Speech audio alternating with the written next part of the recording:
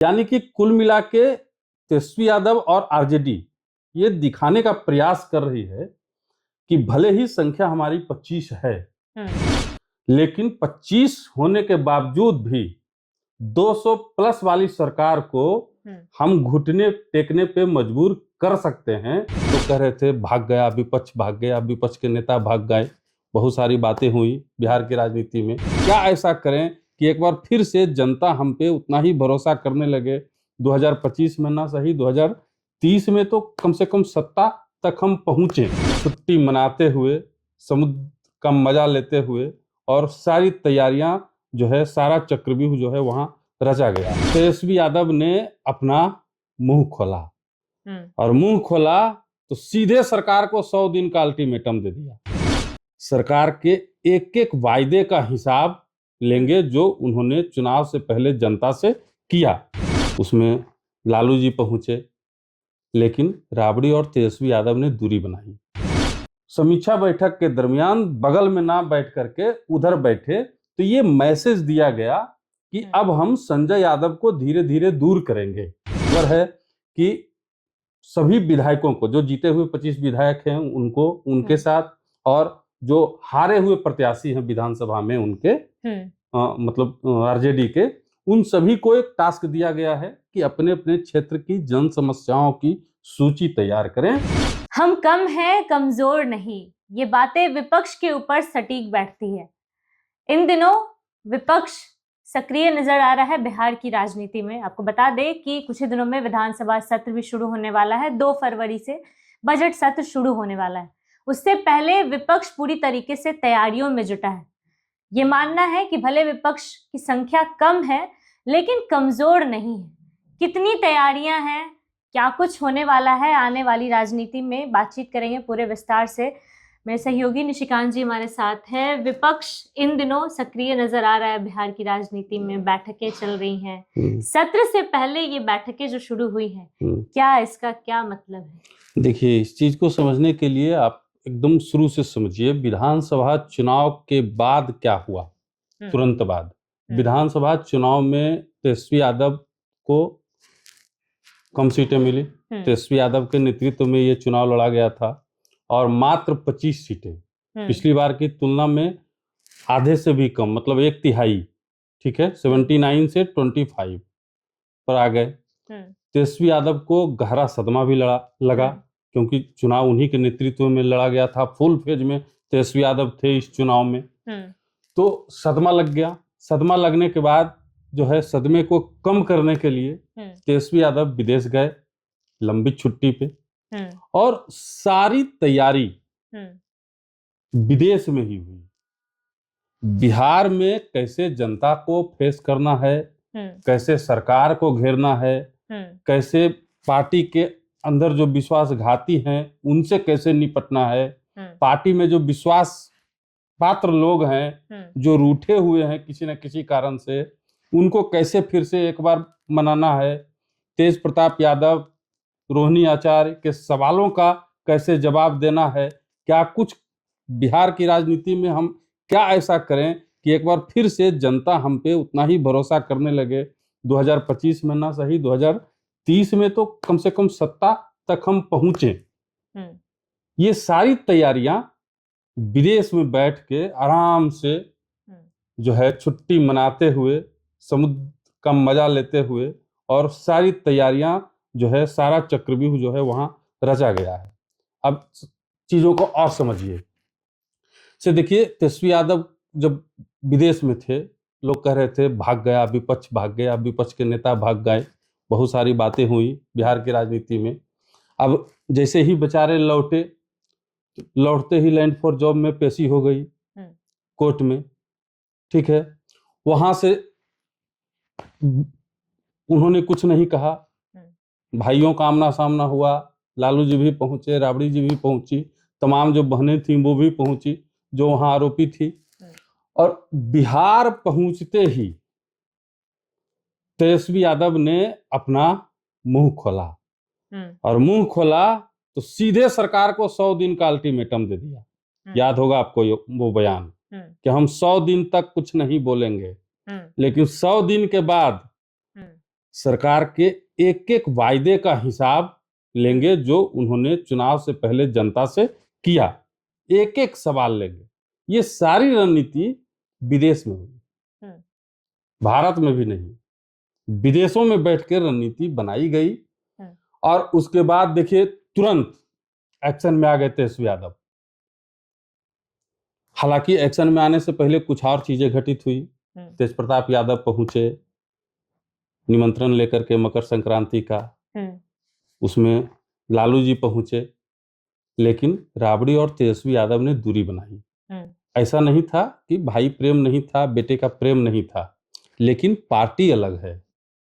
चूंकि पार्टी से 6 साल के लिए निष्कासित किया गया, अनुशासनात्मक दंडात्मक जो भी कह सकते हैं इसको कार्रवाई की गई, और तेजस्वी यादव पार्टी के सबसे बड़े नेता हैं, तो वे दिखाना नहीं चाह रहे थे जनता को कि हम जो है भीतर से मिले हुए हैं तेज प्रताप यादव के साथ, भीतर से बातचीत तो होती ही होगी।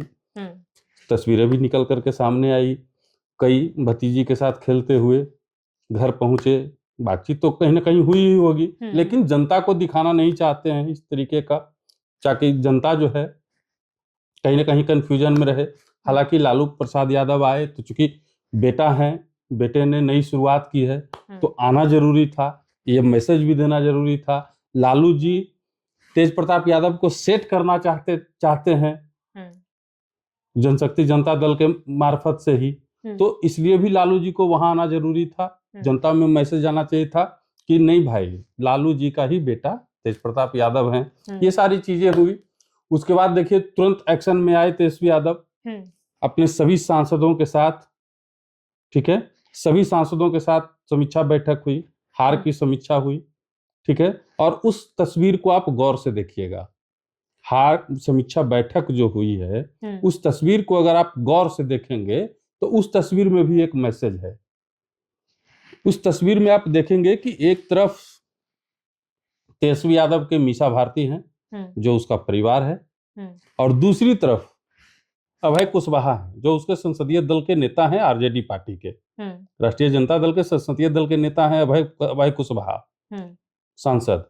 तो एक तरफ मीसा भारती है, दूसरी तरफ अभय कुशवाहा है, और संजय यादव जो हैं वो सबसे लास्ट में, यानी कि तेजस्वी यादव से काफी दूर। जो संजय यादव विधानसभा चुनाव में तेजस्वी के सबसे करीब रहते थे, वो संजय यादव समीक्षा बैठक के दरमियान बगल में ना बैठ करके उधर बैठे, तो ये मैसेज दिया गया कि अब हम संजय यादव को धीरे धीरे दूर करेंगे। फैसलों में, पार्टी का फैसला हो, परिवार का फैसला हो, उसमें संजय यादव का हस्तक्षेप नहीं होगा। ये मैसेज है तस्वीर के माध्यम से। तस्वीरों को देखिएगा तो मैसेज क्लियर दिया जा रहा है जनता को, अपने चाहने वालों को, अपने कार्यकर्ताओं को, पार्टी के जो विश्वास पात्र हैं उनको। और उसके बाद अब देखिए 2 फरवरी को बजट सत्र शुरू हो रहा है। बजट सत्र में सरकार को भी घेरना है, जनता का विश्वास भी जीतना है, ठीक है। सरकार की कमियों को उजागर करेंगे तभी तो जनता का विश्वास जीत पाएंगे। इसके लिए भी जो है सारी तैयारियां हो गई हैं। खबर है कि सभी विधायकों को, जो जीते हुए 25 विधायक हैं उनको, उनके साथ, और जो हारे हुए प्रत्याशी हैं विधानसभा में उनके मतलब आरजेडी के, उन सभी को एक टास्क दिया गया है कि अपने अपने क्षेत्र की जन समस्याओं की सूची तैयार करें, और उसी सूची के आधार पर जो प्राथमिकता वाले मुद्दे होंगे, जो गंभीर मुद्दे होंगे, उस विषय को लेकर के बजट सत्र के दौरान सरकार को घेरने का पूरा मास्टर प्लान आरजेडी के अंदर तैयार हो रहा है। पूरा एक विंग जो है बैठा हुआ है कि किस तरीके से हम सरकार को घेरें, और उसमें जो है अपराध का मुद्दा बेहद महत्वपूर्ण रहेगा। 2 लाख महिलाओं को जो देने का वायदा किया गया था चुनाव में, वो मुद्दा महत्वपूर्ण रहेगा। स्वास्थ्य, शिक्षा सहित तमाम जो मुद्दे रहेंगे वो मुद्दा महत्वपूर्ण रहेगा। यानी कि कुल मिला के तेजस्वी यादव और आरजेडी ये दिखाने का प्रयास कर रही है कि भले ही संख्या हमारी 25 है, लेकिन 25 होने के बावजूद भी 200 प्लस वाली सरकार को हम घुटने टेकने पे मजबूर कर सकते हैं, और 25 विधायक वाला विपक्ष जो है वो भी 202 बड़ा आंकड़ा है, 200 प्लस का जो आंकड़ा है उसकी सरकार को जो है घेर सकता है। इतने मुद्दे बिहार में हैं, और मुद्दे तो हैं, जन समस्या के जो मुद्दे हैं, तेजस्वी यादव को यही काम जो है चुनाव हारने के बाद तुरंत कर देना चाहिए था, लेकिन वो थोड़ा देर से कर रहे हैं, लेकिन देर आए हैं और दुरुस्त आए हैं। इस बात में एकदम पूरी तरफ से सत्यता है कि देर से आए जरूर हैं, लेकिन पूरा मूड वूड फ्रेश करके एकदम कहीं कोई किंतु परंतु मूड मन में नहीं है, एकदम मन मिजाज को पूरी तरह से साफ करके जनता के बीच आए हैं। हाँ, अब ये है कि योजना तो बना लिए हैं बहुत बड़ा, सरकार को घेरने का, विपक्ष की ताकत को दिखाने का मौका भी है, दस्तूर भी है और दिखाना भी चाहिए, ठीक है। लेकिन अब उसको इम्प्लीमेंट कैसे कर पाते हैं, कितनी गंभीरता से अपनी बातों को रख पाते हैं और लोग उनको कितनी गंभीरता से लेते हैं, बिहार की जनता कितनी गंभीरता से लेती है, जनता के बीच कैसे पहुंच पाते हैं, उनके दिल में कैसे घुसने का प्रयास करते हैं, ये देखने वाली चीज होगी। तो इसको एकदम आपने जो शुरू में लाइन लिया था कि हम कम हैं, कमजोर नहीं है, ये एकदम पूरी तरह से इसी एक लाइन पे तेजस्वी यादव और आरजेडी चलने का प्रयास कर रही है कि हम कम हैं लेकिन किसी से कमजोर नहीं है, ताकि ये इसलिए भी दिखाना जरूरी है उनके लिए ना, इस चीज को समझिए, कार्यकर्ता मायूस हो गए हैं, जो उनके कार्यकर्ता थे बहुत मायूस हैं, कुछ लोग जोश जगाने का प्रयास करते हैं लेकिन फिर जो है वो मायूसी छा जाती है, कह रहे हम लोग संख्या में ही नहीं है तो हम लोग क्या कर सकते हैं। यही चीज तेजस्वी यादव करना चाहते हैं, एक बार फिर से अपने जो कार्यकर्ता हैं, ठीक है, उनको जगाने का प्रयास। दूसरी तरफ जो विश्वास पात्र हैं पार्टी के, परिवार के, वो जो संजय यादव वाला जो प्रकरण जो हुआ, रोहिणी उनी वाला जो मैटर हुआ, उसको लेकर के जो विश्वास पात्र कहीं ना कहीं आराम से बैठ गए हैं, जो करना है करो, तो उस सब को भी मनाने का प्रयास है संजय यादव से दूरी बना करके, ठीक है। अब रोहिणी यादव आचार्य या तेज प्रताप के बयान पर पलटवार तेजस्वी नहीं कर रहे हैं, ये चीज आप देख रहे होंगे इन दिनों, कोई पलटवार नहीं, कोई जवाब नहीं देते हैं, तो ये सब भी रणनीति का हिस्सा है। परिवार को जवाब देंगे, विवाद बढ़ेगा। इतना चीज रोहिणी जी बोल दी, गिद्ध है, गिदड़ है, जयचंद है, फलना है, चिलना है, लेकिन अभी तक कोई बयानबाजी तेजस्वी के तरफ से नहीं आया है। सवाल पूछता भी है, लोग तो बच के निकल जाते हैं, कोई जवाब नहीं देते। ये सारी चीजें हैं, एकदम पूरी तरह से रणनीति, एक नई रणनीति के साथ तेजस्वी यादव जो है विपक्ष की भूमिका निभाने का प्रयत्न कर रहे हैं। अब देखना होगा कि इसमें कितना सफल हो पाते हैं। चलिए, वाकई कई दिनों की चुप्पी थी राजद और तेजस्वी यादव की तरफ से। कहते हैं तूफान से पहले की शांति, कुछ ऐसा ही माहौल रहा कुछ दिनों पहले राजद का। लेकिन अब 2 फरवरी से जो बजट सत्र शुरू होने वाला है, उससे ठीक पहले वाकई सही कहा कि पूरा मास्टर प्लान लेके आए हैं तेजस्वी यादव।